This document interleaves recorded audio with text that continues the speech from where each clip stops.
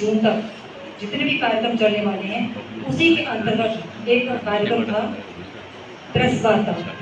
तो प्रेस वार्ता उसी के संदर्भ में हमने जिला कठुआ कार्यालय आज प्रेस वार्ता का कार्यक्रम रखा हुआ।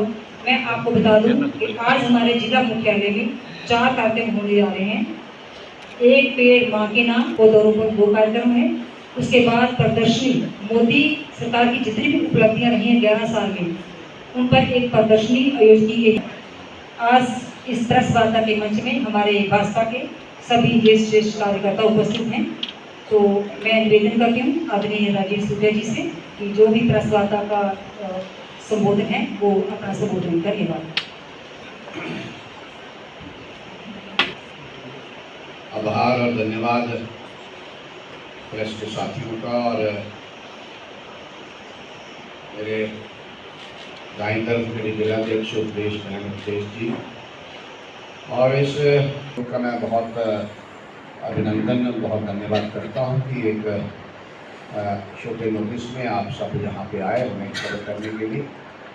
आज जैसे रूपरेखा अध्यक्ष जी ने और महामंत्री साहब ने जो रखी है कि आज लगभग 11 वर्ष हुए हैं मोदी साहब की सरकार को बनने।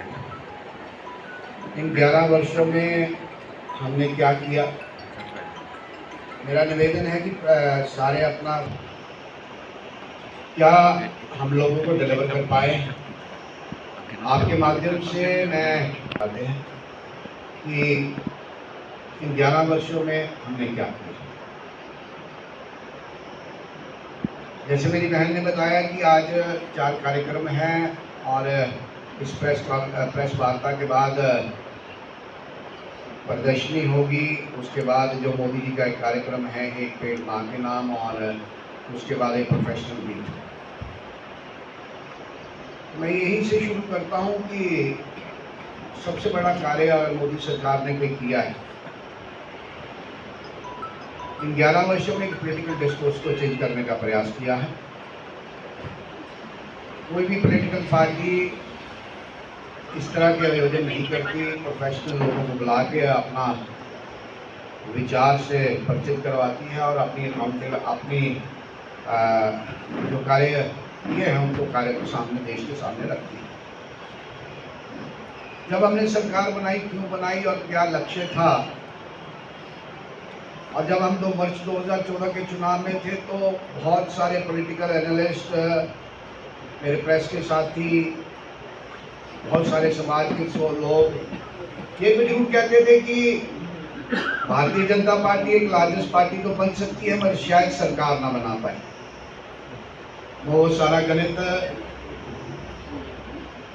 इस हिंदुस्तान की जनता ने उसको नकारते हुए मोदी साहब को मौका दिया। और इन 11 वर्षों में जो हम लक्ष्य लेके चले थे कि हिंदुस्तान को एक डेवलप कंट्री बनाना है, हिंदुस्तान को एक विकसित भारत बनाना है, अगर इन 11 वर्षों में हम याद करने का प्रयास करें, अगर 3 प्रमुख बिंदु जिसके लिए लोग सरकार चुनते हैं, सर्विस देना, गवर्नेंस देना और सिक्योरिटी के इशू, इस मोदी सरकार ने इन 11 वर्षों में सर्विस को commitment, turned service into commitment, number 1, turned governance into culture, number 2, turned security the topmost priority। इन 3 बिंदुओं को लेकर ही मोदी सरकार ने कार्य किया। और इन 3 बिंदुओं की अगर मैं विस्तार में चर्चा करूं, अनेक विकास के कार्य हुए और इन विकास के कार्यों के साथ साथ बहुत सारी अनफॉर्चुनेट घटनाएं भी हुई। इन 11 वर्षों में हमारे पड़ोसी ने समय समय पर प्रयास किया हमें डिस्टेबलाइज करने का, अस्थिर करने का, मगर जिस तरीके की भाषा में वो समझता था इस मोदी सरकार ने उनको समझाने का प्रयास किया।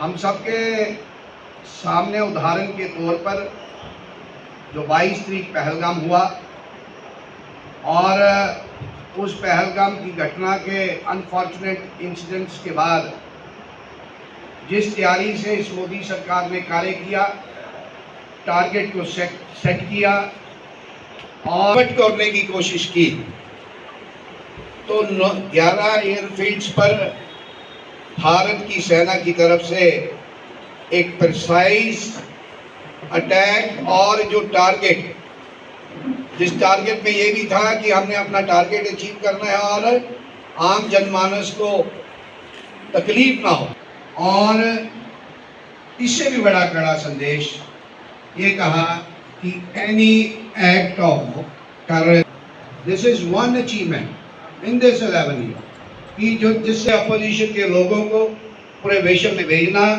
हिंदुस्तान की रिप्रेजेंटेशन करना, हिंदुस्तान का मत लोगों को समझाना, ये भी एक मोदी साहब के गवर्नमेंट की अचीवमेंट है। इसके साथ साथ जो 3 साल से, पिछले 3 साल से वो वॉर में है, मगर आपकी सरकार ने, हमारे प्राइम मिनिस्टर ने अपने टारगेट को अचीव करते हुए new narrative, new norm, internet penetration expanded to 97 crore, जो इवैक्यूएशन मिशन सक्सेसफुली जो आपकी भारत सरकार ने अचीव हुआ है, 11 वर्ष में हमने ये भी अचीव किया। इसके साथ साथ साथियों, जब हमने खाते खुलाना शुरू किए, जब हमने जीरो बैलेंस के खाते खुलाना शुरू किए, अगर ये डायरेक्ट बेनिफिट ट्रांसफर नहीं होती, जिससे एक बचोलिया जो सिस्टम है, आप खुद अंदाजा लगाएं, 44 लाख करोड़ की डायरेक्ट बेनिफिट ट्रांसफर